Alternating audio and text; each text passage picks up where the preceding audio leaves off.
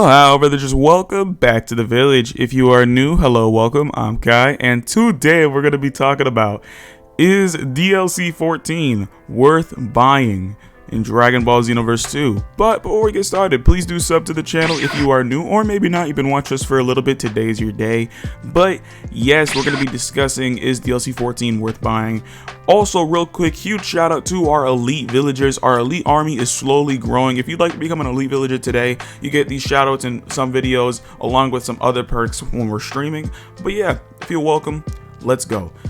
But to continue what I was saying before, DLC 14 has come out about over a week now, and I think the reception to it has been pretty mixed. I think overall it's a good DLC, but I know that some people are disappointed just because of the whole Kanton City vote pack, you know, that whole concept, because we already knew the monkeys were going to win, and then we also got Dispo. I know a lot of people did really want Bergamo, but just in all honesty, there was no hope of that man joining the game. If you put the two main characters of the show versus anyone, they're going to generally win.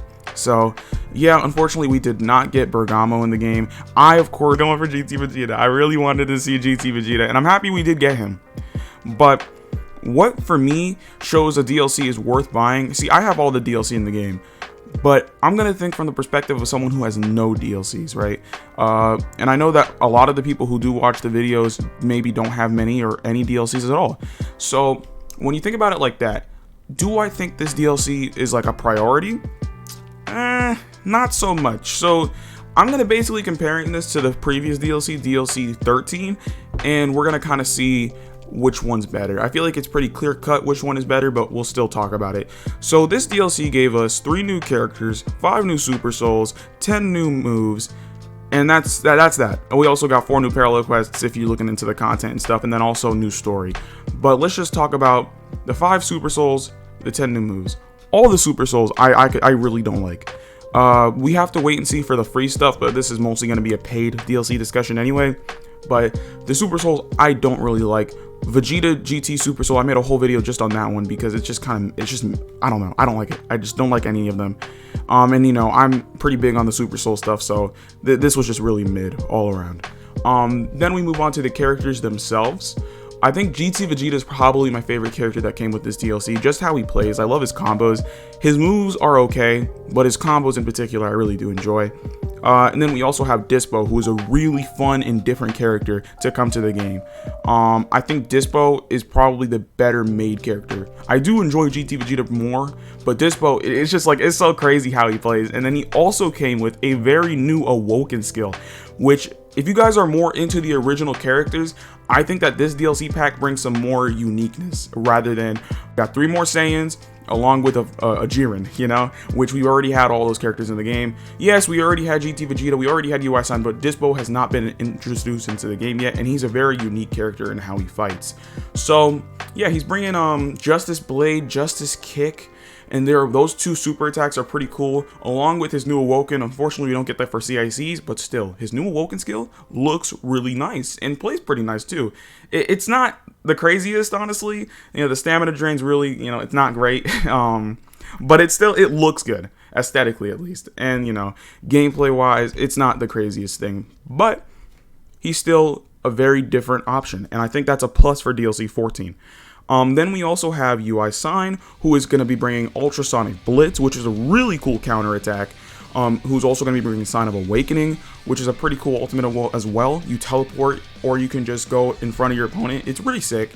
And then lastly, he's going to be bringing Celestial Wave, which, if you guys aren't aware, Celestial Wave is his evasive skill. Oh, I said lastly. Actually, he also has Spirit Pulse, which I don't really like. It doesn't do a lot of damage. It's slower than Soaring Fist. It's kind of mid as well. And then lastly, I gotta actually bring up GT Vegeta's moves. I didn't even do that. GT Vegeta is gonna bring us Counter Burst, Wild Buster, and then he's also gonna be bringing us his Shield Barrier, which all of his moves are kind of okay. I really like Wild Buster. It looks really cool. I thought it was an ultimate attack like a lot of other people did, but no, it is just a super attack. It looks good. It does a decent amount of damage. All around solid super attack. Shield Barrier, I don't know. I feel iffy on that one. It's like it takes too long to get up, and I feel like it's pretty easy to play around, so it's like it almost feels like it's just wasting a spot on your character there. And then Counterburst, it's just another counter. I think Ultrasonic Blitz is just better, but Counterburst is interesting as well. So we have all that in mind. We have 3 characters, 10 new moves. All the moves are, like, if I gave it a number, like, out of 10, like, I'd say they're all, like, 6s, or, like, the 6 is probably the average, right? Now, when we talk about DLC 13, we have 4 new characters, another 10 new moves, and it's only looking like 3 new Super Souls that are paid. Now, yes, it is less Super Souls, but I'm gonna think, or sorry, 4 new Super Souls. It is less Super Souls, but all around, I think they're just better. I think the Super Soul I want to talk about the most right now is Gogeta's Our Strengths Aren't Just Added Together. It's very simple. It's auto key and stamina recovery. That is super good for Blue. And that's really all I gotta say. It actually brought some value with this DLC. We actually got a Super Soul that didn't completely change the game, but it definitely added value to a transformation we already had. Not to mention, I kind of like, not kind of, Kale's Super Soul's not bad either for Blue Evolution. My back's getting tingly because you get a faster charge speed. So that's pretty good too in combination with Burst Charge or Divinity Unleashed. It's pretty good.